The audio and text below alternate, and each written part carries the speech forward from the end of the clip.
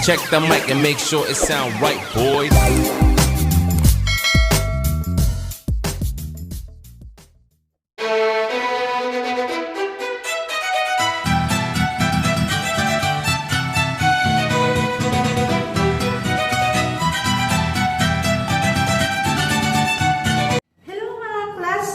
Kumusta and welcome to Dailyn Vlog. And kung bago nga lang po kayo sa akin channel, again, nagtuturo po tayo ng mga simple YouTube tips and editing tutorial na para po sa mga baguhan din po. I hope makatulong po. Mga pinagdaanan na aking munting channel and updated na is-share ko po sa inyo.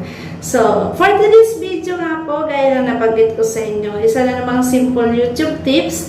Paano nga ba paano natin malalaman yung tamang araw at oras ng pag-upload natin ng ating mga videos sa YouTube? So, i-share ko po sa inyo, may screen recording tayo.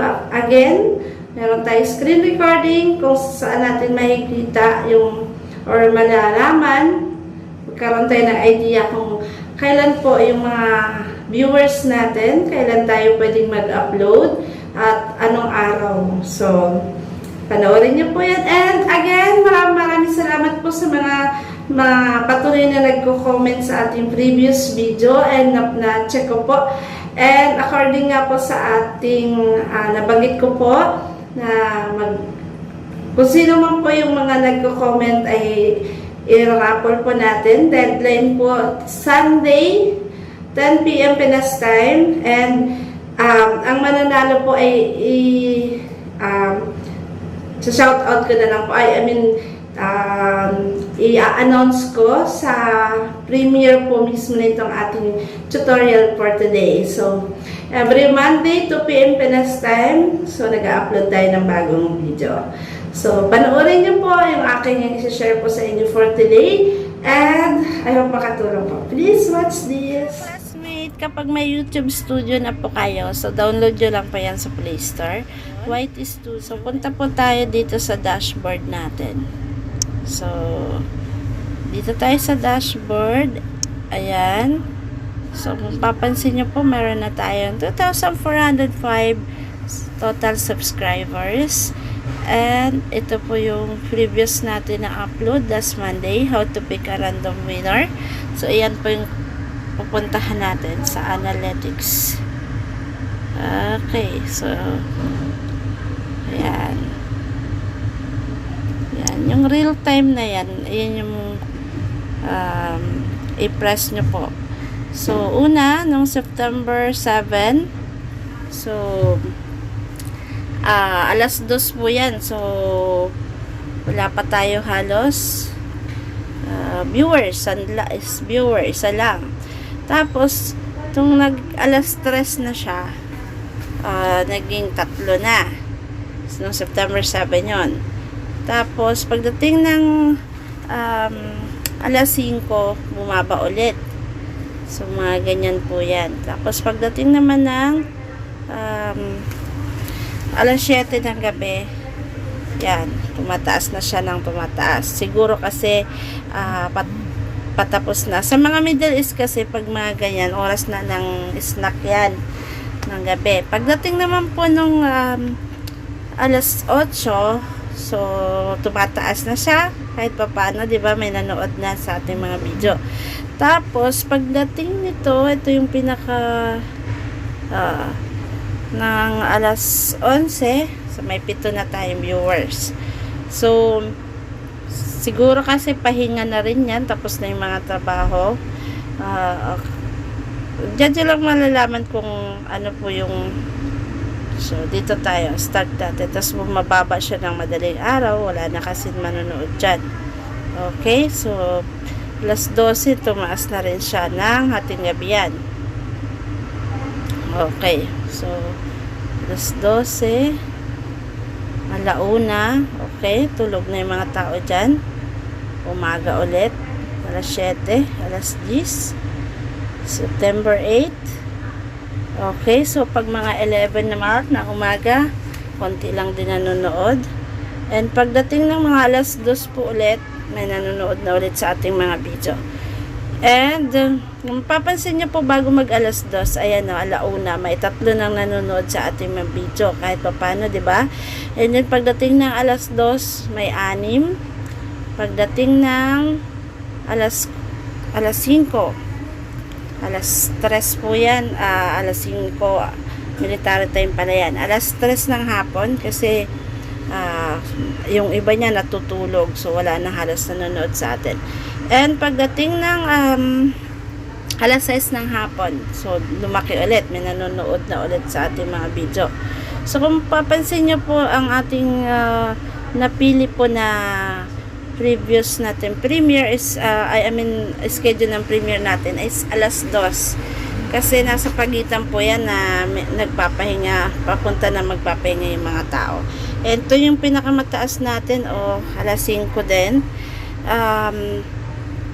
Alas 5 ng hapon kasi gising na sila at start na ulit na manood sa YouTube yung iba.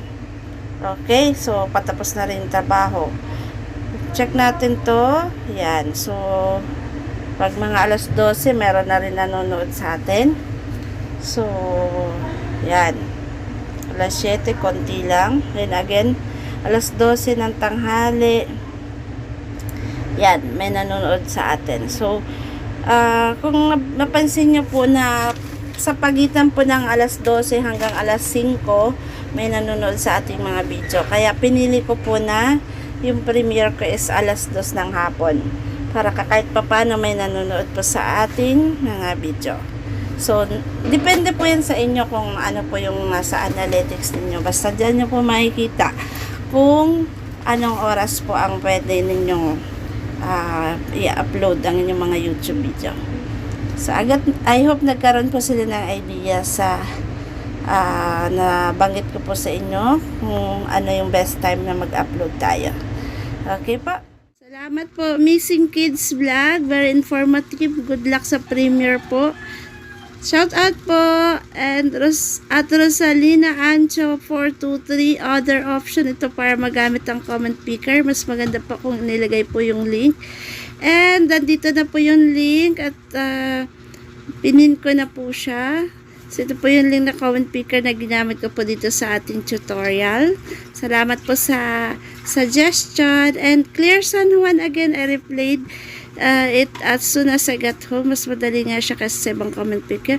Pwede din siyang lagyan ng keyword filter. So kung may mga magic word ka po sa mga pa-comment, mapi-filter din niya. Isa na namang makabuluang kaalaman ng inyo pong na ibahagi sa amin. Salamat po, nakakataba ng puso yung mga comments. Lalabs Judy Vasco 983, so for support Lalabs, thank you. At Orlan Ancho 97, susubukan ko din to, yung dati mas popular na comment picker kasi ay may bayad na kung lalagyan mo ng filter. Salamat. At si Serene 6505, yung dating comment picker ginamit ko, may bayad na, kaya thanks for this informative video. May other option na pala para magka-comment picker at brief. Salamat. At easy lang, 84850, shoutout, sinubukan ko nga siya ngayon at ang bilis lang kumuha ng winners. Thanks much for sharing. Salamat. And Clara019, thank you for sharing another informative video. Nag-enjoy po talaga ako manood ng mga video nyo kasi may mga bago ko natututunan. May ginagamit pa ako dati na comment picker, pero may bayad na siya pag gusto mo lagyan ng filter. Na-try ko isang to and it's totally free. Thank you very much. Salamat po. Ayan po ang gusto kong i-share sa inyo, yung madali lang at affordable. Affordable. At si Arla 97, gamit ang comment picker, lalo na kung may palaro sa YouTube at free lang ito. Nagagamit. Thanks for sharing po. Very informative. Shout out Joy Reducto Black, and congratulations. Ikaw yung nanalo. Congratulations. Ikaw yung nanalo sa ating parapol sa comments. Tans Love CC. Thank you. Mayong TV 2678. Nice comment, madam. Enjoy YouTube world and stay connected. JMO Talk Good News. Yan, have a great day. Ionix TV, ang usay talaga ng content mo. Bawat video na iyong binabahagi ay manatutunan kaming bagong kaalaman. Salamat sa mga informasyon na iyong binabahagi sa amin. Naabangan ko mga bagong video. Thank you so much, Ionix TV. Napaka overwhelming po ng inyong pong mga sinasabi and nakakataba po and nakaka-inspire na isip tayo ng ganito mga content. At Roland Kaling 700, thank you kapatid, ikaw lang baby official, salamat. Ralph Casaverde, yan po yung account ng aking eldest son. Salamat po, shoutout and stay updated po. See you sa aking next YouTube content or upload. Thank you, God bless.